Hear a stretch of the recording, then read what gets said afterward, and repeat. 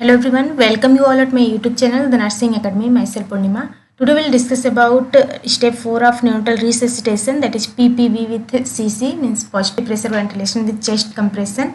So जैसा कि हम स्टेप्स ऑफ न्यूनटल रिससिटेशन टॉपिक पढ़ रहे हैं, जिसमें से प्रीवियस क्लासेस में हमने 3 स्टेप्स पढ़े थे, फर्स्ट सेकंड एंड थर्ड. आज हम फोर्थ स्टेप पढ़ेंगे, जिसमें हम पॉजिटिव प्रेशर वेंटिलेशन के साथ चेस्ट कंप्रेशन प्रोवाइड करेंगे सर्कुलेशन मेंटेन करने के लिए. तो आज हम स्टेप सी के बारे में पढ़ेंगे. Step C means circulation, maintain circulation.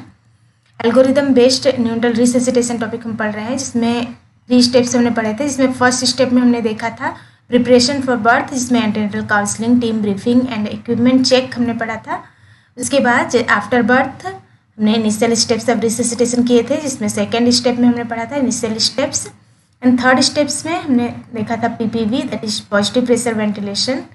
आज हम पढ़ेंगे फोर्थ स्टेप, जिसमें हम चेस्ट कंप्रेशन पढ़ेंगे, वेंटिलेशन के साथ चेस्ट कंप्रेशन प्रोवाइड करना, मीन्स स्टेप सी हम पढ़ेंगे, सर्कुलेशन मेंटेन करना. तो इससे प्रीवियस क्लास में हमने पॉजिटिव प्रेशर वेंटिलेशन देखा, जिसमें पॉजिटिव प्रेशर वेंटिलेशन हमने प्रोवाइड किया 30 सेकेंड तक. Effective positive pressure ventilation provide करने के बाद इवैल्यूएशन हम करते हैं. इवैल्यूएशन के बाद हमने अगर हार्ट रेट जो है 100 बीट्स पर मिनट आता है या एवब आता है, तो उस केस में हम पोस्ट रिससिटेशन केयर दे रहे थे.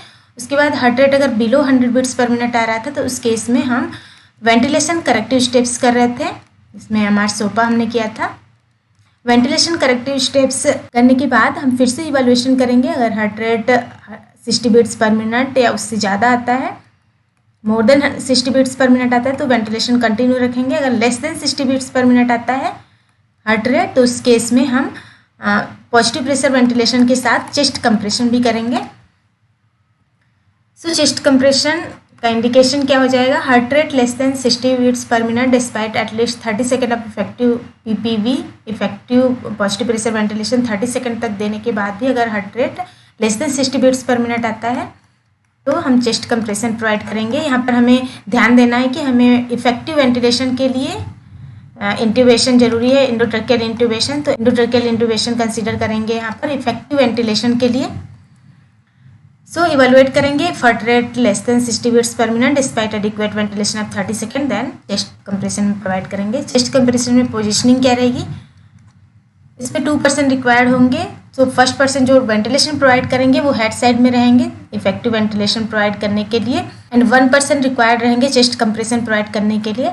सो chest compression are of little value unless the lungs are effectively ventilated. अगर लंग इफेक्टिवली वेंटिलेटेड नहीं हो पा रहा है, तो चेस्ट कंप्रेशन इफेक्टिव नहीं हो पाएगा. इसलिए एंडोट्रैकियल इंट्यूबेशन या लेरिंजियल मास्क एयरवे यहाँ पर कंसीडर करते हैं. तो एंडोट्रैकियल इंट्यूबेशन कंपलसरी है जब भी हम चेस्ट कंप्रेशन प्रोवाइड करने जा रहे हैं इफेक्टिव वेंटिलेशन के लिए. 2% are required. 1 chest compression provider should have access to the chest with his hands position correctly, क्योंकि right side of the baby रहेंगे जो भी चेस्ट कंप्रेशन प्रोवाइड करेंगे. और सेकेंड वेंटिलेशन प्रोवाइडर जो कि बेबी के हैंड इन पर रहेंगे, ताकि वो मेंटेन कर पाए effective face mask seal and stabilize ET tube. Chest compression में 2 टेक्निक यूज होते हैं, जिसमें thumb technique and 2 finger technique. Most preferable technique होता है थंब टेक्निक होता है. 2 thumbs depress the sternum, hands encircle the torso and the finger support the spines. Prefer technique होता है. इसमें 2 thumbs से डिप्रेस करते हैं स्टर्नम को, हैंड इंसर्कल करते हैं टॉर्सो को, और स्पाइन को सपोर्ट करते हैं जो फिंगर्स रहते हैं. इस तरह से थंब टेक्निक यूज करते हैं. थंब टेक्निक से इस तरह से हम चेस्ट कंप्रेशन प्रोवाइड करते हैं.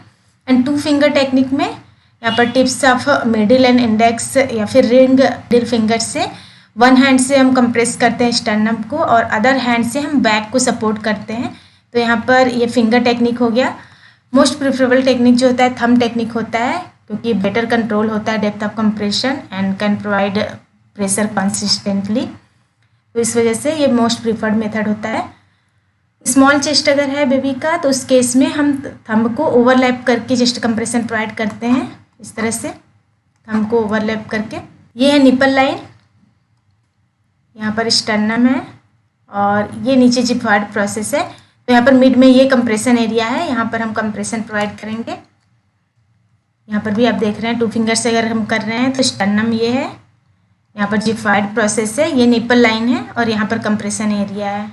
डेप्थ कितनी रहेगी? 1/3 of anterior posterior diameter of the chest. 1/3 anterior posterior diameter पर जो कंप्रेशन है प्रोवाइड करते हैं. डेप्थ जो होता है 1/3 ऑफ एंटीरियर पोस्टीरियर डायमीटर होता है यहाँ पर. Duration of downward stroke should be shorter than duration of release. जब भी हम स्ट्रोक प्रोवाइड कर रहे हैं, जब भी हम कंप्रेशन दे रहे हैं, तो जो डाउनवर्ड स्ट्रोक होगा वो शॉर्टर होगा ड्यूरेशन ऑफ रिलीज से। इसके अलावा जब भी हम कंप्रेशन प्रोवाइड कर रहे हैं तो हमें फिंगर जो है वो अपने कंप्रेशन एरिया से हटाना नहीं है, जो पोजीशन है वो बना के रखना है। So do not lift the fingers of the chest, chest से फिंगर को हटाना नहीं है। चेस्ट कंप्रेशन का रिदम क्या रहेगा? सो यहाँ पर एक पर्सन रहेंगे जो चेस्ट कंप्रेशन प्रोवाइडर और एक वेंटिलेटर प्रोवाइडर। तो ये जो रिदम होता है वो इस तरह से काउंटिंग करते हैं, जिसमें 1 and 2 and 3 and ब्रीथ, इस तरह से काउंटिंग करते हैं।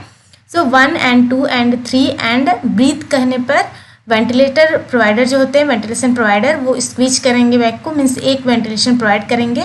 सो इस रिदम से हम चेस्ट कंप्रेशन प्रोवाइड करते हैं, जिसमें 1 and 2 and 3 and breathe and इस तरह से हम साइकिल चलाते रहते हैं।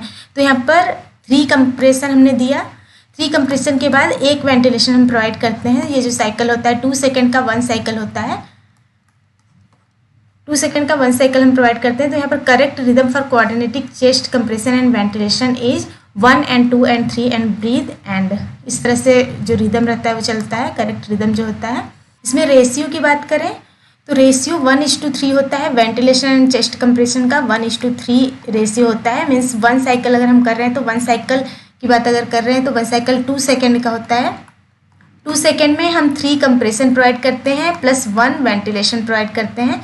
सो 1 मिनट में 30 साइकिल हो गया, 1 मिनट में हमने 30 साइकिल किया, जिसमें 120 इवेंट्स हो गए, मीन्स 90 कंप्रेशन प्लस 30 ब्रीथ्स हो गए 60 सेकेंड में, मीन्स 1 मिनट में। तो यहाँ पर ये रेशियो आपको ध्यान में रखना है।